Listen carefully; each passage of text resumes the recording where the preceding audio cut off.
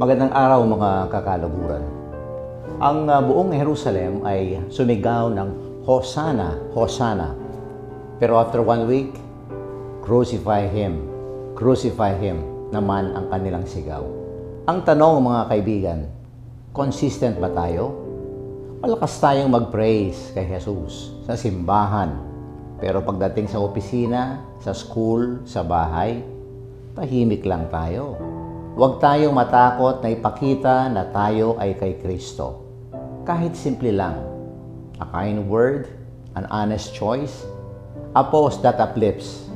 Yan ay pagsisigaw ng Hosanna sa digital world.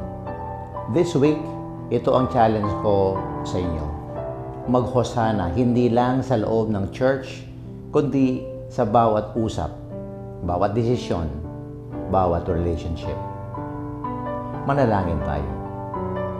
Lord Jesus, bigyan mo kami ng tapang na ipahayag ang aming pananampalataya, hindi lang sa salita, kung hindi sa gawa. Tulungan mo kaming maging totoo sa iyo kahit saan, kahit kailan. Amen.